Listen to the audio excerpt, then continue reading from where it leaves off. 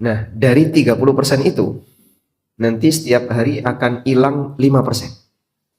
Sehingga hari ini 30%, besok tinggal 25%, besok lagi tinggal 20%, terus seperti itu sampai pekan depan hilang semuanya. Kecuali kalau antum punya catatan. Sehingga catatan adalah alat bantu untuk mempertahankan materi yang sudah pernah kita terima agar tidak hilang.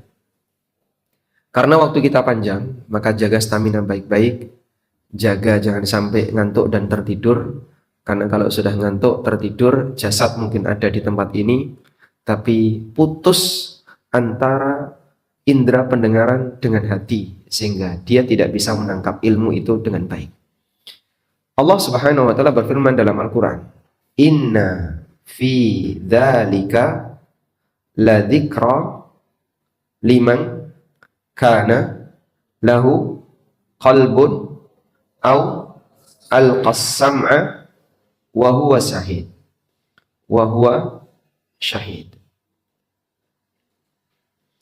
Inna fi dzalika la dzikra liman kana lahu qalbun au alqas sam'a wa huwa syahid. Sesungguhnya dalam ayat itu merupakan peringatan bagi orang yang punya hati atau dia mendengarkan dengan maksimal wa huwa syahid, seolah-olah dia menyaksikan kebenaran itu. Ada di surat apa ini? Surat Qaf. Menurut ayat ini, Ibnu Qayyim rahimahullah mengatakan bahwa syarat ilmu yang bermanfaat. Syarat ilmu yang bermanfaat ada 4.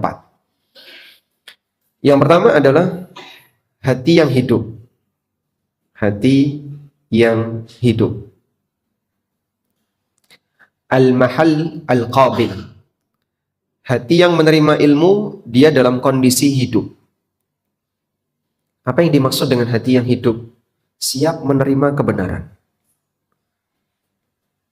Karena ada sebagian orang yang kadang dia mendengarkan, tapi dia nggak mau untuk menerima kebenaran. Mendengarkan untuk ditolak. Mendengarkan untuk dibantah. Mendengarkan untuk dicari celah salahnya, dan seterusnya.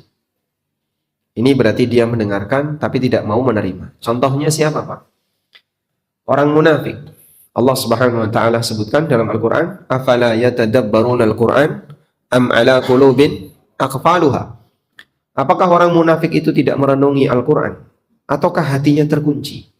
Padahal orang munafik ini bertetangga dengan Nabi SAW, mendengarkan ceramah-ceramah Rasulullah SAW, tapi karena si munafik ini hatinya terkunci, sehingga kebenaran yang sampai kepadanya, yang sampai di telinganya, tidak bisa masuk ke dalam hatinya karena hatinya mati. Yang kedua adalah sumber ilmu yang baik. Al-mu'athir al-muqtadi. Sumber ilmu yang baik. Dan seseorang bisa disebut sebagai sumber ilmu yang baik apabila yang dia sampaikan adalah dalil atau penjelasan yang benar tentang dalil. Karena ilmu ada 2. Yang pertama adalah dalil yang sahih, yang disebut oleh Imam Asy-Syafi'i rahimahullah dengan naqlun musaddaq. Naqlun musaddaq. Naqlun musaddaq meliputi Al-Quran dan hadis Nabi sallallahu alaihi wasallam. Al-Quran jelas naqlun musaddaq karena semua Al-Quran valid dijaga oleh Allah. Dan yang kedua adalah bayanun muhaqqaq. Bayanun muhaqqaq. Penjelasan tahqiq. Artinya penjelasan yang sesuai dengan prinsip para ulama. Ayat ini apa, makna dari ayat ini apa. Itulah penjelasan yang disebut dengan bayanun muhaqqaq. Wa ma siwa dzalika fahadzayanun. Adapun selain 2 ini, maka itu hanyalah omong kosong. Jadi sekali lagi, ilmu ada 2, naqlun musaddaq au bayanun muhaqqaq. Karena itu disebut sebagai ilmu yang baik ketika isinya 2 ini. Al-Quran, hadis, dan penjelasan yang disampaikan oleh para ulama. Yang ketiga, pendengaran yang berfungsi. Au al-qasam'a, dia mendengarkan dengan baik. Dan yang keempat, konsentrasi. Wa huwa syahid, dan dia menyaksikan. Maka ilmu akan bisa sampai ke dalam hati apabila hati itu hidup, sumbernya baik, pendengarannya berfungsi, dan orangnya konsentrasi. Kita gambarkan, ibaratnya ada sebuah aki. Aki ini bersambung dengan kabel. Lalu kabel ini punya saklar, kemudian bersambung dengan lampu. Bagaimana lampu ini bisa menyala? Ketika akinya oke, kabelnya nyambung, saklarnya nutup, lampunya sehat, maka lampu akan bisa menyala. Kalau kalian ada di sini tidak tidur alias melek, tapi pikirannya sampai di lapangan, pikirannya mungkin ada di sebelah sana, pikirannya lihat temannya yang sedang bermain, maka saklarnya putus, berarti dia tidak konsentrasi. Begitu dia tidur, kabelnya putus. Kalau kabelnya putus, nggak bisa nyambung. Ketika hatinya mati, lampunya putus. Kalau yang memberi ilmu nggak bertanggung jawab, akinya mati. Kebayang nggak jika dalam sebuah kegiatan hatinya mati, lampunya mati, kemudian akinya juga mati, sumber ilmunya rusak, hatinya hati yang rusak, maka yang terjadi adalah kegelapan. Demikian penjelasan Ibnu Qayyim tentang syarat ilmu yang bermanfaat, diambil dari firman Allah Ta'ala di surat Qaf, inna fi dzalika ladzikra liman kana lahu qalbun aw alqas sam'a wa huwa syahid. Ayat yang berapa ini? Surat Qaf ayat berapa? 37. Pokoknya surat Qaf itu aja ya. Nanti cari sendiri. Baik.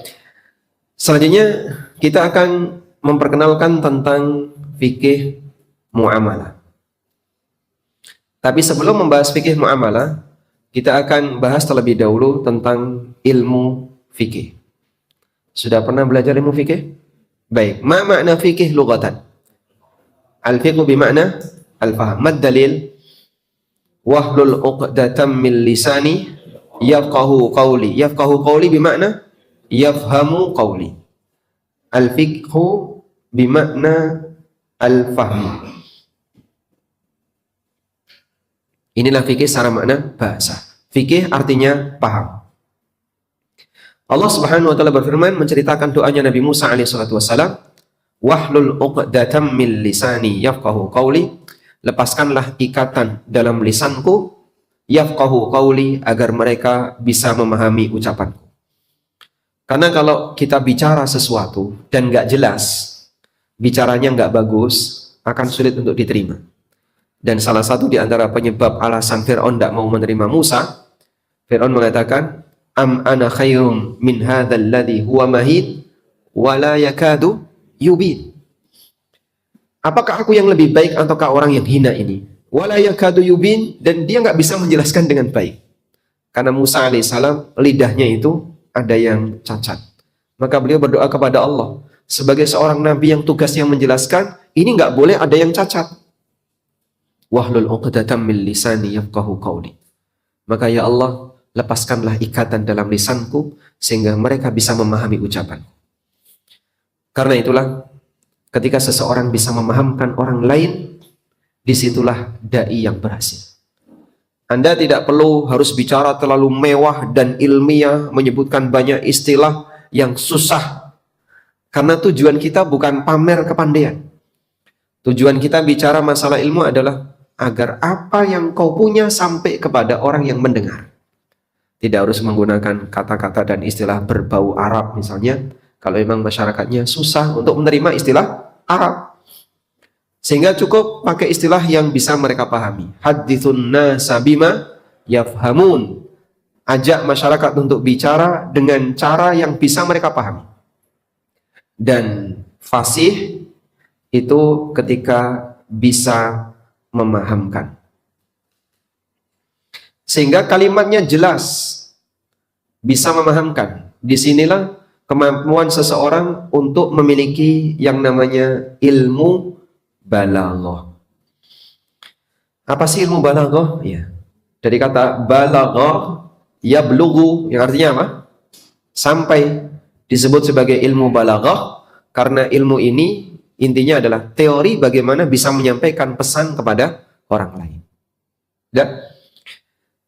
Dan ada sebuah ungkapan, zinatur rajul ma fasahatuhu. Zinatur rajul fasahatuhu. Cakapnya santri adalah kalau dia fasih ketika bicara. Baik. Coba santri yang cakap angkat tangan. Nggak cakap? Nggak ada yang angkat tangan? Nggak cakap semua ini? Oh, cakap. Cuman satu. Kalau pengen jadi santri yang cakap, belajarlah untuk bicara dengan fasih, bicara dengan jelas. Zinatur rajul fasahatu. Baik. Selanjutnya, fikih secara istilah. Apa makna fikih secara istilah? Ada yang bisa menyebutkan? Nah, tafadhal. Fikih secara istilah. Nah. Al-ilmu yu'rafu bihi ma lahu wa ma alaih. Baik. Fikih secara istilah memiliki dua makna. Pertama adalah makna luas. Dalam fikih secara makna luas, pengertiannya adalah al-ilmu yu'rafu bihi ma lahu wa ma alaihi. Ilmu yang digunakan untuk mengenali apa yang menjadi hak dan apa yang menjadi kewajiban. Karena dalam diri setiap manusia ada hak dan ada kewajiban. Maka ilmu fikih dengan makna luas adalah pemahaman tentang apa yang menjadi hak dan kewajiban setiap hamba. Dan ini terlalu luas, mencakup semua hal, baik hak dan kewajiban dalam masalah akidah. Apa hak hamba dalam masalah akidah? Sebutkan contoh hak hamba yang kita bahas dalam kajian akidah. Rozan. Ma haqqullahi 'alal ibad wa ma haqqul ibadi 'ala Allah. Ma haqqullahi 'alal ibad ayya'buduhu wa la yusyriku bihi syai'a. Wa ma haqqul ibadi 'ala Allah an alla yu'adzibah. Itu pembahasan tentang hak seorang hamba. Ketika dia mentauhidkan Allah, apa haknya? Allah tidak akan menghukumnya. Sehingga saat dia sudah menunaikan kewajiban dia menjalankan tauhid, maka Nabi SAW menjanjikan alla yu'adzibah, Allah Ta'ala tidak akan menghukumnya. Hak dan kewajiban yang lain dalam masalah syariat, contohnya apa? Ada hak pahala, ada kewajiban menjalankan sholat, puasa, dan seterusnya. Sehingga fikih dengan makna luas seperti ini mencakup pembahasan tentang hak dan kewajiban. Maka kajian ini disebut dengan kajian fikih kubro atau fikih akbar. Disebut dengan kajian al-fiqhu al-akbar. Fikih besar. Dan inilah definisi fikih di masa ilmu fikih ini belum terkodifikasi, belum dikerucutkan menjadi cabang ilmu tertentu. Lalu yang kedua, fikih dalam makna yang lebih sempit, yang lebih terbatas. Fikih dalam makna yang lebih terbatas. Kalian harus hafal ya. Al-ilmu bil ahkam syar'iyyah al-amaliyah al-muktasabah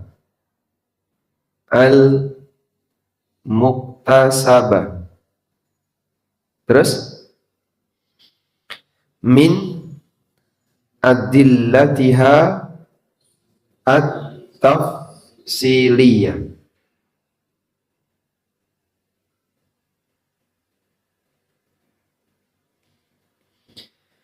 Fikih secara istilah dalam makna sempit adalah ilmu tentang hukum syariat berkaitan dengan amal yang disimpulkan dari dalil-dalil yang rinci. Baik. Berarti dalam definisi ini ada berapa unsur? 1, 2, 3, 4, 5, 6. Ada 6 unsur. Fikih itu ilmu. Ilmu apa? Tentang hukum. Karena ilmu itu ada yang ilmu tentang hukum, ada ilmu yang bukan tentang hukum. Contohnya, ilmu tentang material. Namanya ilmu apa? Fisika. Ilmu tentang makhluk hidup. Namanya ilmu apa? Biologi. Itu tidak membahas hukum, tapi mengenal ciptaan Allah. Hukum apa? Hukum kan banyak. Hukum syariat. Syariat kan banyak, Pak. Terkait amal. Dari mana? Dari hasil muktasabah disimpulkan. Disimpulkan dari apa? Dalil. Dalil yang seperti apa? Yang tafsili, yang spesifik atau yang rinci. 6 inilah batasan dari ilmu fikih. 6 ini disebut batasan dari ilmu fikih. Definisi itu sama dengan memberi batasan. Saya ulangi ya. Definisi itu sama dengan memberi batasan. Maka kalian kalau mau mendefinisikan sesuatu, berikan batasan kepada sesuatu itu.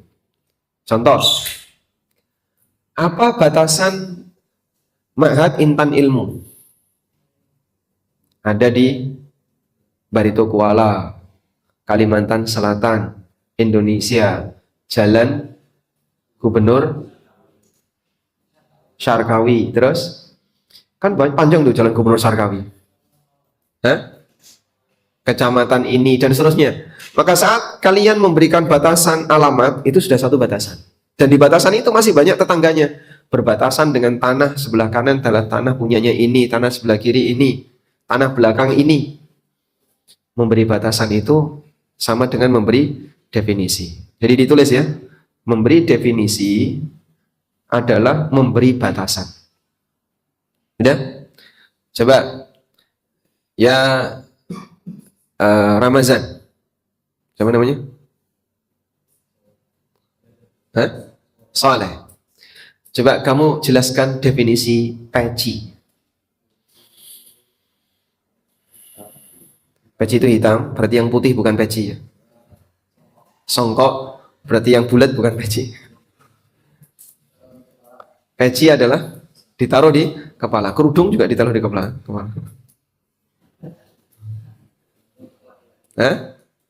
Untuk laki-laki, perempuan nggak boleh pakai peci. Itu pasukan paskibraka itu pakai peci.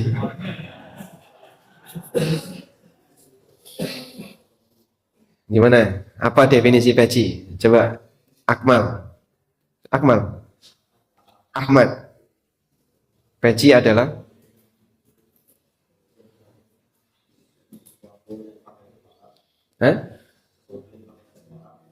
sesuatu yang dipakai di atas kepala. Payung, peci. Nah, definisi yang paling baik adalah yang jame' mani. Pernah dengar itu?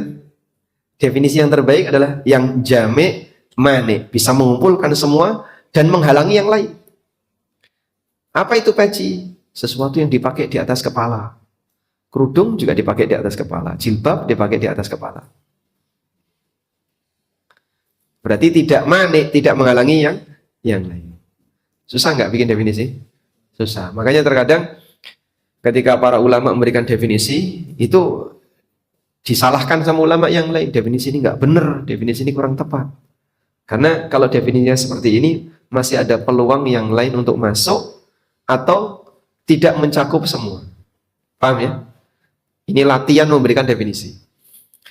Dan Imam Ibnu Utsaimin rahimahullah salah satu di antara contoh ulama yang tertib dalam memberi definisi.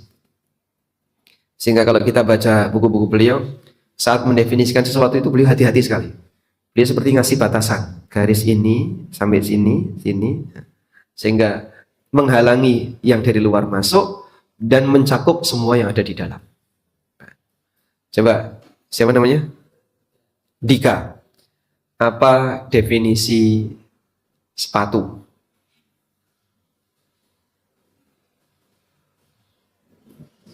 Sesuatu itu yang dipakai di kaki. Biasanya digunakan untuk olahraga. Sandal bisa aja pakai olahraga. Hah? Bingung ya? Sesuatu yang dipakai di kaki biasanya dipakai untuk olahraga. Kalau dipakai berkebun bukan sepatu ya. Baik. Kembali ke sini, itu nggak penting ya. Tapi kalian coba berlatih untuk memberi definisi, karena ini kemampuan seseorang dalam berlogika, bagaimana dia bisa menjelaskan sesuatu berdasarkan batas. Itu kemampuan orang dalam berlogika. Nah, kalau dia sudah bisa itu, nanti turunannya adalah pintar kaidah. Kaidahnya itu ini, kaidahnya ini, kaidahnya. Dan salah satu di antara kemampuan orang dalam memahami kaidah, nanti dia bisa membuat definisi. Imam Ibnu Utsaimin termasuk di antara tokoh yang qawaid fikihnya kuat sekali.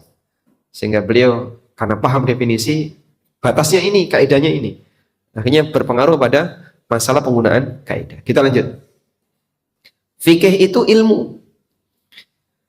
Karena ilmu berarti fikih ini didapatkan dari apa?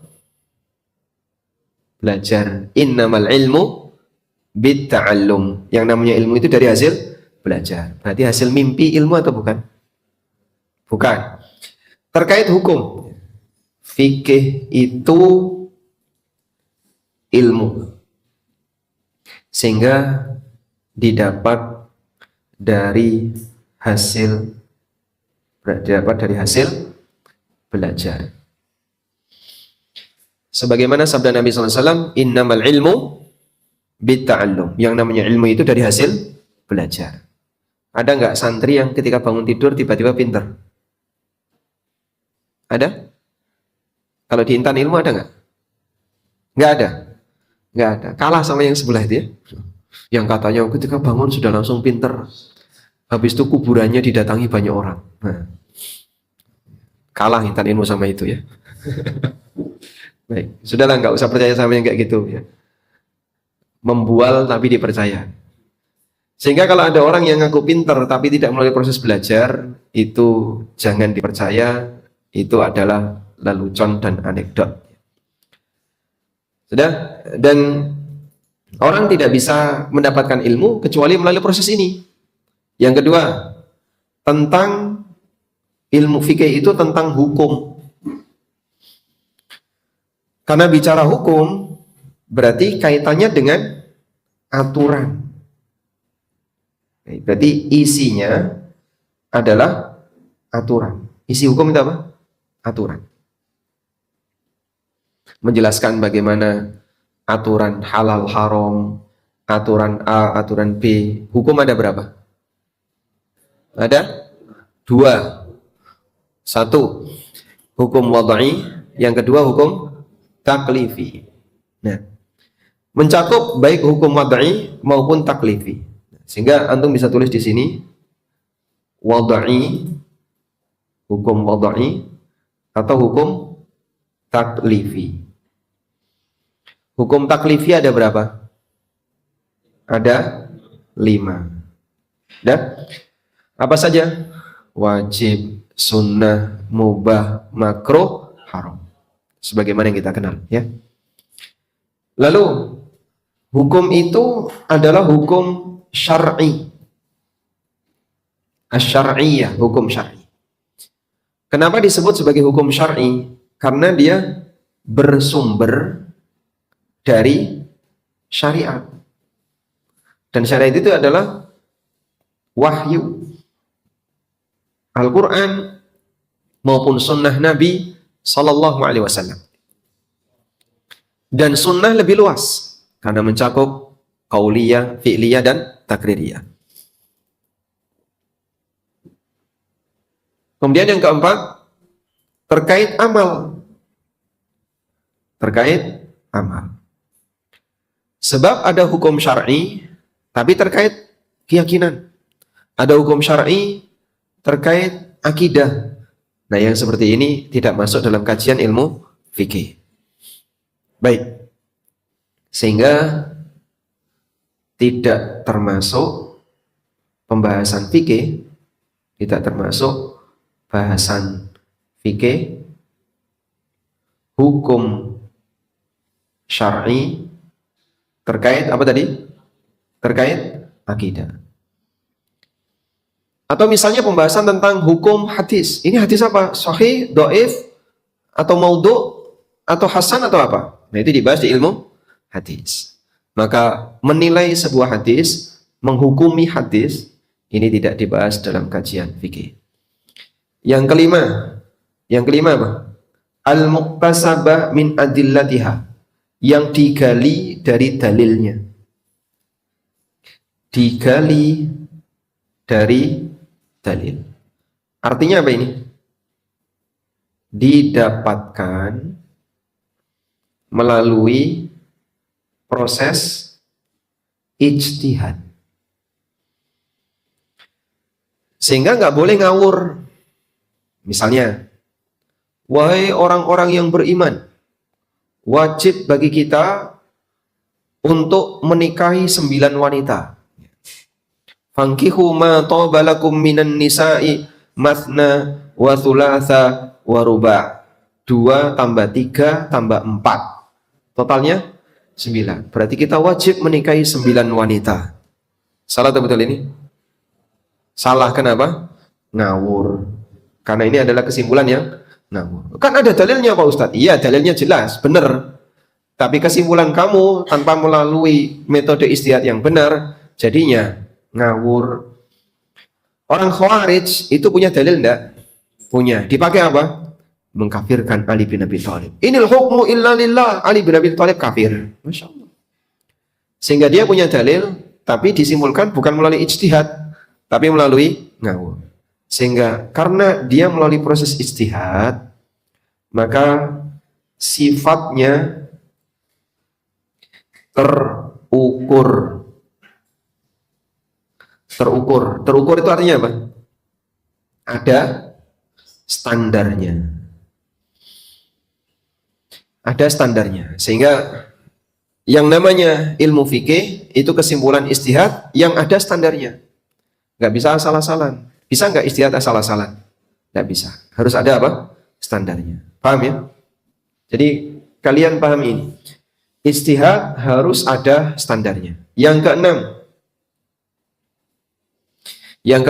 disimpulkan dari dalil yang spesifik. Apa sih yang dimaksud dengan dalil spesifik? Spesifik itu artinya yang kajiannya tertentu. Spesifik berarti tertentu.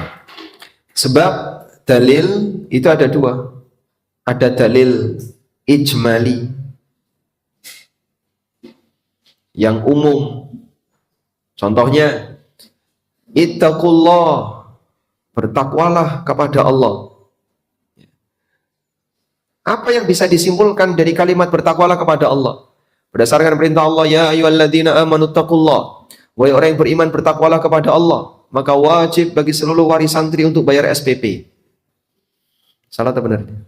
Nah, benar ya? Benar. Tapi ini bukan kesimpulan fikih. Karena perintah takwa itu umum untuk mencakup semua perintah dalam syariat. Contoh yang lain, ya ayyuhan nasu ubudu rabbakum. Wahai manusia, sembahlah Rabb kalian. Kesimpulan fikih apa yang bisa kamu ambil di situ? Ya ada. Karena dalilnya terlalu umum. Kemudian lawan dari ijmali apa?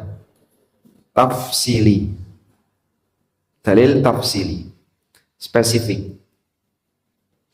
Contohnya aqimus shalah.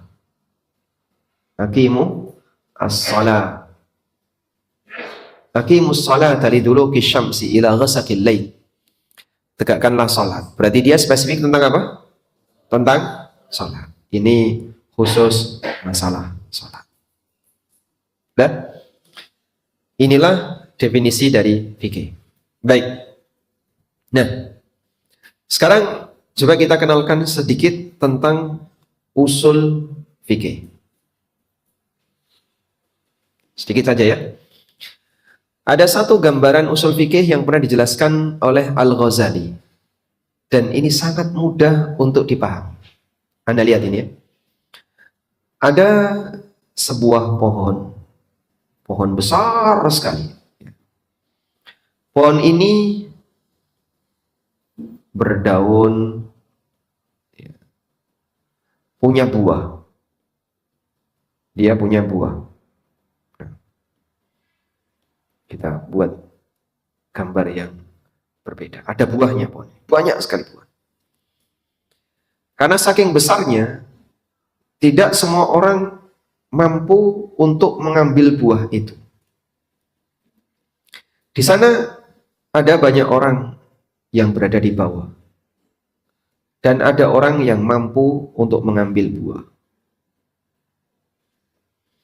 Nggak semuanya mampu, hanya orang tertentu saja. Ya?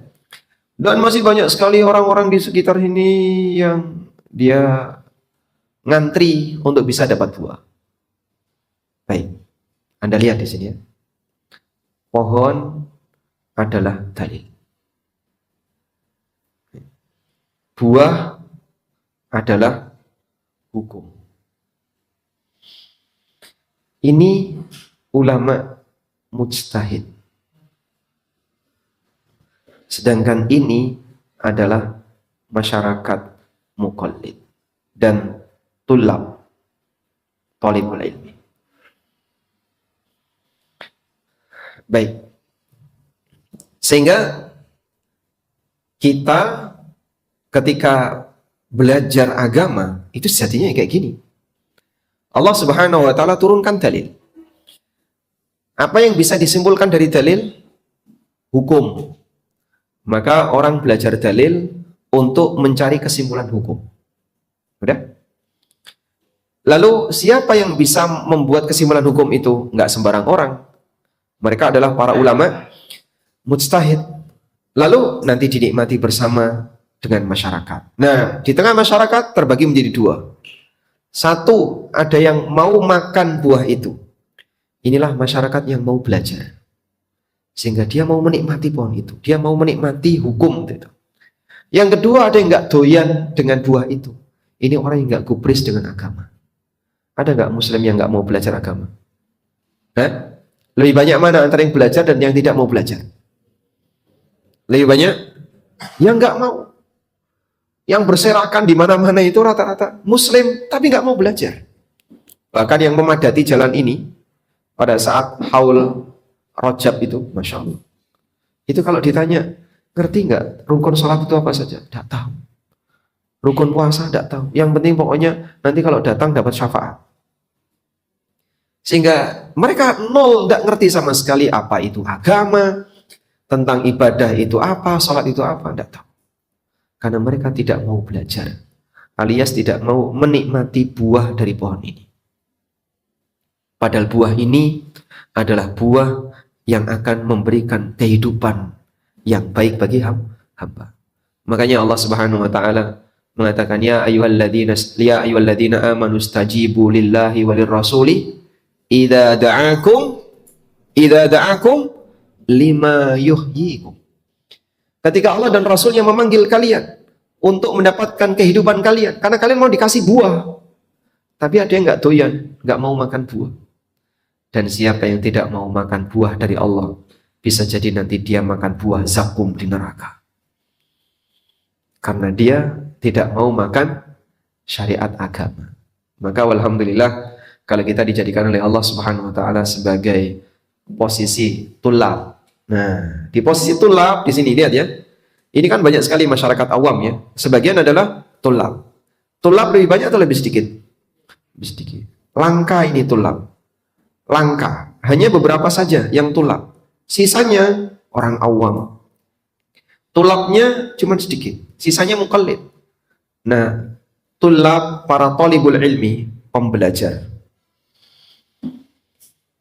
Dia makan buah dan juga belajar bagaimana cara memetik buah. Begini ya. Dia juga belajar bagaimana cara memetik buah. Maka tulab nanti lama-lama bisa ngambil sendiri. Kalau orang awam, dia cuma menikmati hasil, selamanya dia tidak bisa ngambil sendiri. Sehingga targetkan para tulab kelas 12, nanti kalian harus jadi ulama mujtahid. Baik. Yang sanggup jadi ulama mujtahid angkat tangan. Angkat tangan. 1, insyaallah. 2, 3, 4. Yang lain muqallid. Mujtahid ya. Insyaallah jadi ulama mujtahid ya. Baik. Caranya gimana Pak Ustaz? Tidak harus hafal Al-Quran. Tidak harus hafal Sahih Bukhari. Bukan syarat harus hafal. Tapi yang penting paham. Dan kata kuncinya, ngerti bahasa Arab. Man tabahhara fin nahwi ihtada ila kulli ulum. Siapa yang pandai dalam ilmu nahwu, dia dimudahkan untuk mempelajari ilmu yang lain. Qaulu man hadha? Imam Syafi'i. Qala Syafi'i rahimahullah, man tabahhara fin nahwi ihtada ila kulli ulum. Baik. Selanjutnya kita akan melihat kajian ilmu fikih. Kajian ilmu fikih terbagi menjadi 4 pokok bahasan. Apa saja itu? Pertama adalah fikih ibadah. Ini meliputi thaharah, salat, zakat, puasa, haji, jihad, kemudian ahkamul adhahi wal aqiqah, ahkamul janaiz, itu dibahas di fikih ibadah. Awsa'u syai'in fil fiqhi. Bagian yang paling luas dalam kajian fikih. Meliputi apa saja tadi? Coba disebutkan. Saya nggak usah tulis ya. Thaharah, salat, zakat, puasa, haji, terus ahkamul janaiz, ahkamul adhahi, jihad. Ini semuanya dibahas dalam ilmu fikih ibadah. Yang kedua, fikih muamalah. Fikih muamalah. Fikih muamalah ini ada 2 hal. Yang pertama adalah muamalah maliyah, berkaitan dengan harta. Kemudian yang kedua sebut saja ghair maliyah. Ghairi maliyah, yang tidak berkaitan dengan harta. Contohnya apa Pak? Fikih muamalah tapi tidak ada kaitannya dengan harta. Contohnya? Cara bertetangga yang baik. Contoh yang lain. Cara nikah nanti ya, belum. Cara berinteraksi dengan teman dengan baik. Cara berinteraksi dengan guru dan seterusnya. Itu dibahas di fikih muamalah ghair maliyah. Sehingga tentang bagaimana membangun amanah, jujur, adab ketika berinteraksi dengan orang. Baik, yang ketiga, fikih usrah. Ini sebagaimana namanya, membahas masalah keluarga dari mulai sebelum sampai bubar. Baik bubar resmi maupun bubar tidak resmi. Kapan terjadi pembubaran keluarga? Ketika cerai. Apa yang dimaksud dengan bubar resmi? Mati. Bubar resmi? Cerai, talak. Kalau bubar tidak resmi, meninggal. Sehingga seseorang mengalami bubar keluarga saat dia meninggal dunia, maka disebut dengan cerai mati. Ya. Yang keempat, fiqhul qada, fikih al-qada wal jinayat. Fikih seputar masalah peradilan dan tindak kriminal dalam Islam. Di sini kita diperkenalkan tentang adanya hukuman had, adanya hukuman ta'zir dan seterusnya. Sudah? Sekarang kita fokus di area ini. Fikih muamalah. Tadi sudah kita sebutkan bahwasanya fikih muamalah di sana ada yang berkaitan dengan masalah harta dan ada yang tidak berkaitan dengan masalah harta. Apa sih arti dari kata muamalah? Muamalah dari kata apa? Amala yu'amilu. Amala yu'amilu mu'amalatan. Kalau menggunakan wazan fa'ala yufa'ilu, maknanya apa? Maknanya awana yu'awinu mu'awana. Saling. Nah, maknanya saling. Sehingga mengandung makna saling. Amala yu'amilu karena dia dilakukan dari hasil interaksi. Sehingga saling bersikap antara satu dengan yang lain. Maka fikih muamalah itu fikih interaksi.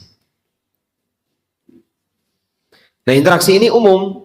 Karena itu mencakup interaksi yang ada kaitannya dengan harta dan interaksi yang tidak ada kaitannya dengan harta. Sekarang untuk interaksi yang kaitannya dengan harta, dikaitkan dengan harta sehingga dikasihlah tambahan maliyah. Maka kemudian lebih tepat dikenal dengan fikih muamalah apa? Maliyah. Fikih muamalah yang berkaitan dengan masalah harta. Nah, fikih muamalah maliyah ini secara umum bisa kita bagi menjadi dua. Bisa kita bagi jadi dua. Sudah ngantuk? Ada yang ngantuk? Kalau yang ngantuk biasanya enaknya gimana? Berdiri. Berdiri. Berdiri. Ngantuk nggak? Oh enggak, ngantuk? Oh enggak. Ngantuk? Yang ngantuk berdiri ya. Karena kalau ngantuk, yang putus apa tadi? Hah? Kabelnya putus. Jadi walaupun saya bicara, indera pendengarannya sehat, tapi karena kabelnya putus, nggak masuk ke hati. Sebab dia ngantuk. Baik. Fikih muamalah maliyah. Ada yang berkaitan dengan muamalah komersil. Dan yang kedua, ada yang berkaitan dengan muamalah sosial. Ada komersil dan ada sosial. Sebutkan contoh yang komersil. Sebutkan contoh yang komersil. Yusuf. Komersil. Ya.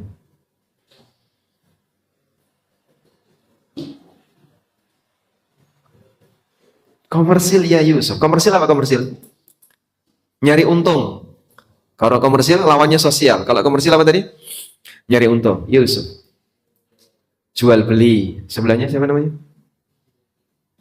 Habibi. Contoh yang lain. Selain jual beli.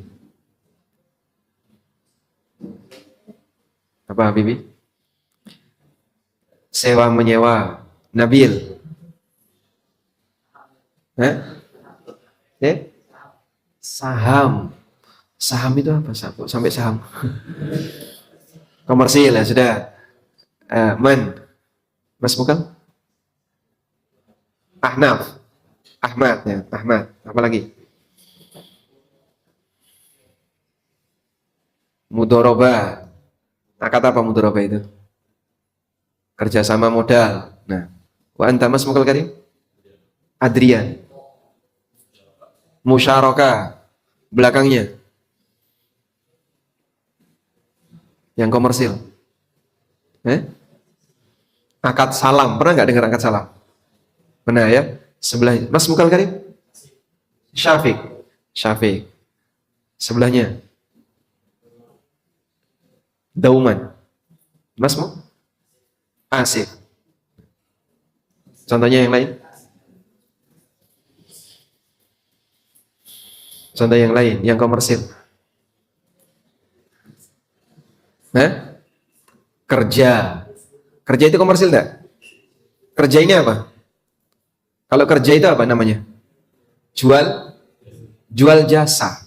Komersil atau tidak? Komersil. Tanya Ustadz. Ustadz itu sosial atau komersil Ustadz?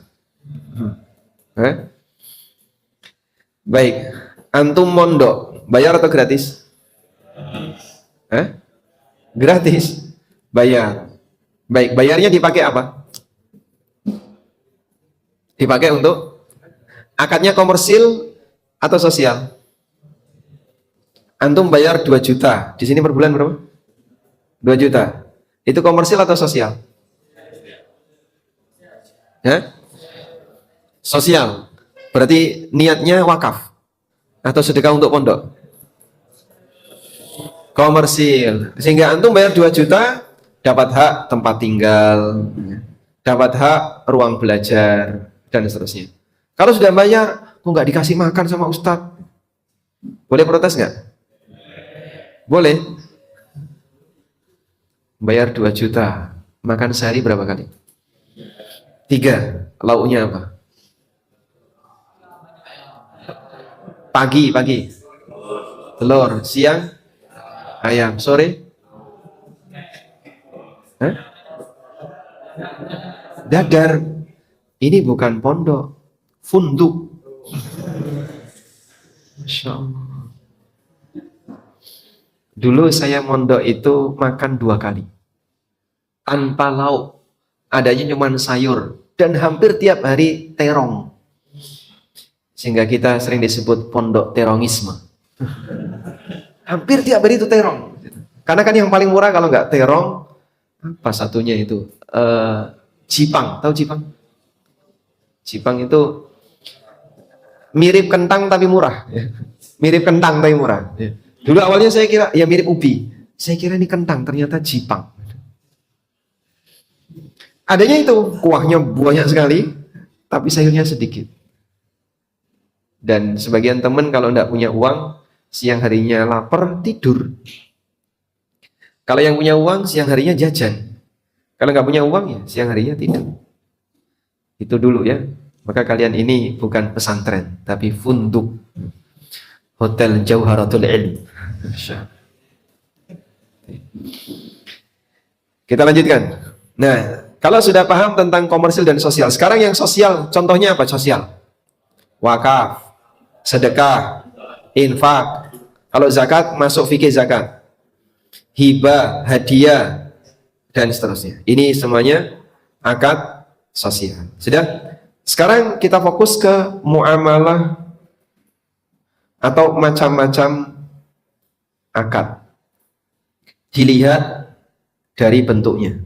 Macam-macam akad, yang pertama dilihat dari bentuknya.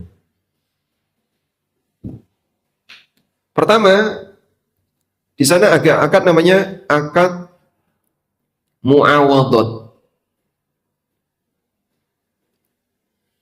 Akad muawadot adalah sebenarnya mirip seperti di atas tadi, akad komersil. Contohnya apa ini Pak Ustadz? Contohnya banyak sekali nih, jual beli, akad salam, akad istisna, akad murabaha. Nah ini semuanya masuk kategori akad komersil. Ada yang kedua, akad tabarru'at. Tabarru'at, akad sosial. Contoh, hibah, hadiah. Contoh yang lain, wakaf, infak. Lebih tepatnya sedekah, ya. Karena infak itu semua bentuk mengeluarkan harta. Kemudian yang lain, contoh yang lain adalah apa yang lain? Wadiah.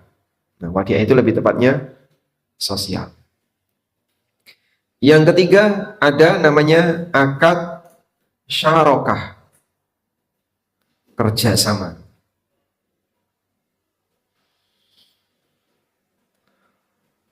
Sudah? Nah, akad syarokah ini contoh ada mudharabah.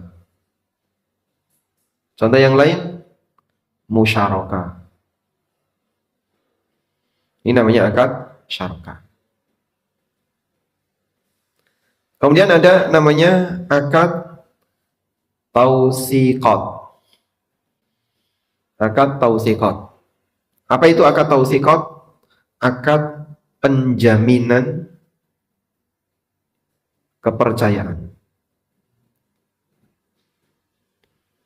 Contohnya akad apa? Contohnya akad jaminan kepercayaan, gadai. Contohnya gadai. Atau rihana.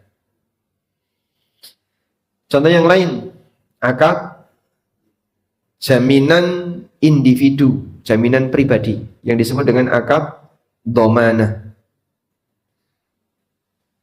Domanah. Akad jaminan resiko.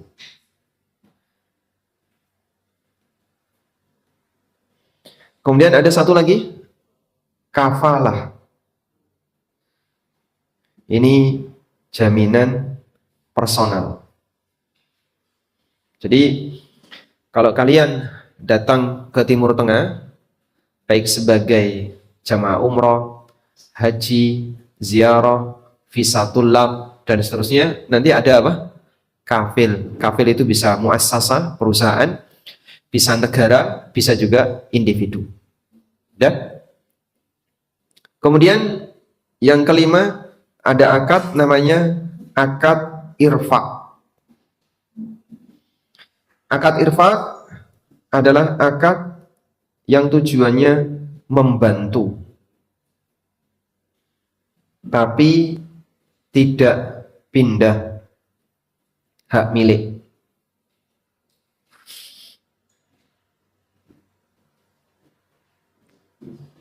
Contohnya, contoh pinjam. Pinjam meminjam itu masuk kategori akad irfaq. Contoh yang lain, utang. Itu masuk kategori akad irfaq. Akad yang tujuannya membantu. Makanya disebut akad irfaq karena dia sifatnya kasihan sama orang itu. Baik. Selanjutnya, yang kedua, macam-macam akad. Kalau tadi kan dilihat dari apa? Bentuk. Berikutnya yang kedua, dilihat dari konsekuensi.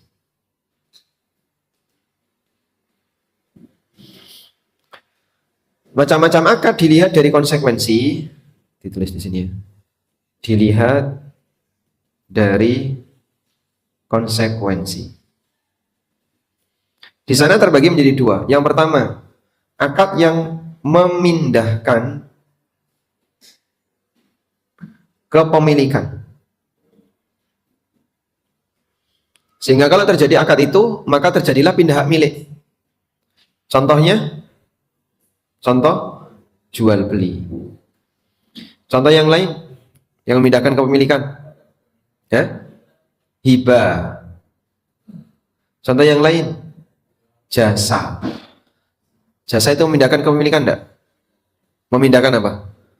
Hak guna pakai. Sehingga guna pakainya pindah ke tempat orang lain.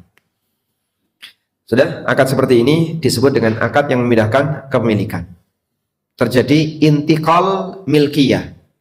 Terjadi perpindahan kepemilikan. Yang kedua, ada akad yang kebalikannya, tidak memindahkan kepemilikan. Contoh yang tidak memindahkan kepemilikan, ya, pinjam minjam. Contoh yang lain, permodalan. Sehingga kalau saya ngasih modal ke si A, apakah duit yang saya kasihkan ke si A jadi milik si A? Ya atau tidak? Tidak. Kenapa? Karena tidak memindahkan hak milik.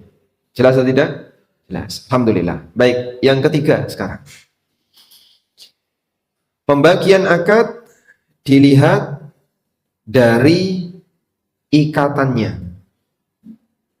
Dilihat dari ikatannya. Nah, dibagi menjadi tiga. Ada tiga. Pertama, akad yang lazim kedua pihak. Akad yang lazim kedua pihak. Lazim kedua pihak berarti mengikat kedua belah pihak. Mengikat itu apa sih Pak? Tidak bisa dibatalkan secara sepihak. Jadi di sini tidak bisa dibatalkan secara sepihak. Sehingga kalau mau dibatalkan ya harus atas persetujuan kedua belah pihak. Contoh, jual beli.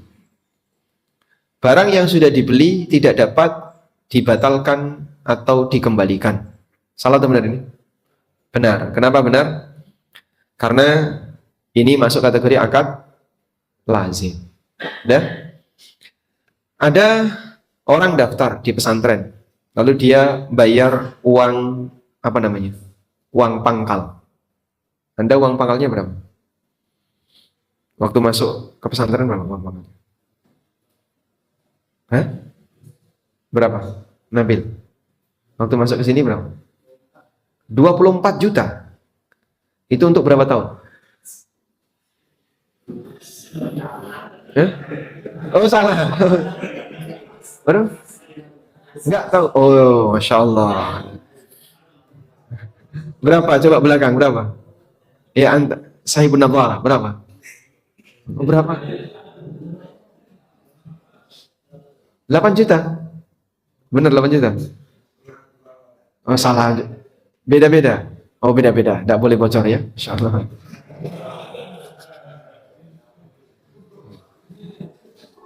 Beda-beda itu tergantung apa, Ustaz? Tergantung asalnya. Tergantung kalau di pesantren. Jadi ada yang masuk misalnya 15 juta. Udah? 15 juta ini ya, uang untuk bayar ya. Terus santri itu setelah setahun mondok nggak betah, pergi dia. Boleh nggak uangnya ditarik? Boleh atau tidak? Kenapa nggak boleh?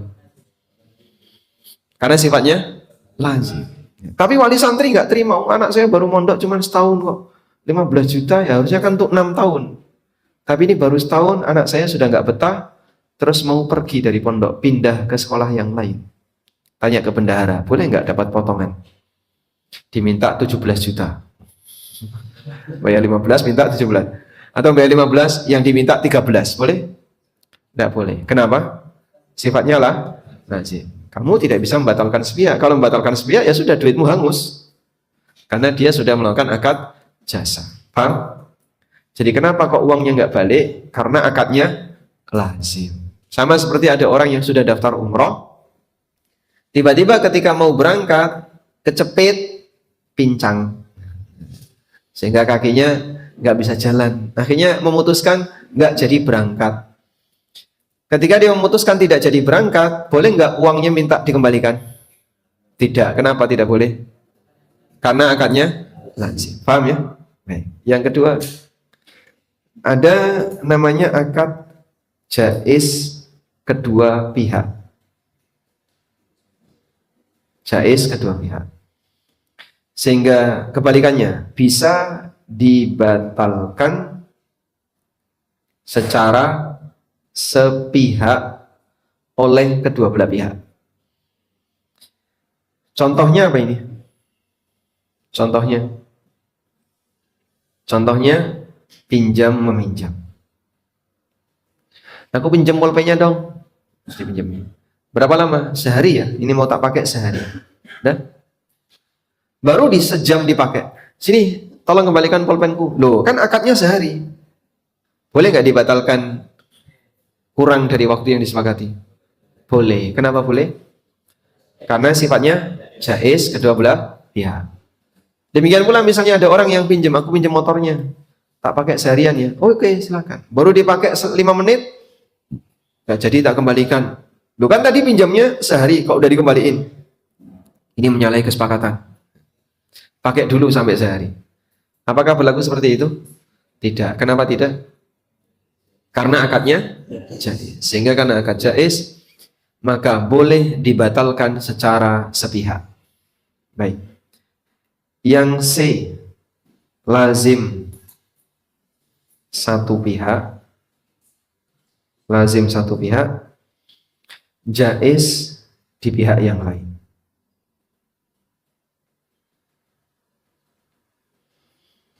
Contoh akad gadai. Misalnya ya, si A utang ke si B senilai 5 juta. Si A utang ke si B senilai 5 juta. Sudah? Nah, selanjutnya si A menyerahkan barang gadai berupa motor ke si B. Baik. Lalu dalam perjalanannya si A butuh motor itu. Wahai B, aku mau ngambil motor saya. Loh, utang belum lunas kok. Loh, kan akad gadai itu jaiz. Jaiz bagi si B, lazim bagi si A. Paham? Paham nggak? Baik, coba kita buat ilustrasinya ya. A, B. A ngasih utang 5 juta. A atau B ngasih utang ke A 5 juta. A menyerahkan gadai motor. Udah? Berarti ada akad apa di situ? Akad gadai, akad penjaminan kepercayaan, ya. Namanya akad apa tadi? Sikot, akad sikot. Tausiqat. Akad tausiqat. Jadi fungsinya untuk memberikan jaminan kepercayaan. Lalu A mau ngambil motor itu. Wahai B, kembalikan motor itu ke aku. Motornya mau ditarik. Boleh nggak B menolak? Boleh nggak B menolak? Boleh atau tidak? Boleh. Boleh nggak A memaksa? Tidak boleh. Maka di sini jaiz bagi si B, lazim bagi si A. Inilah yang disebut dengan akad jaiz satu pihak, lazim di pihak yang lain. Paham atau tidak ini? Paham ya? Paham? Baik. Contoh yang lain. Contoh yang lain ya.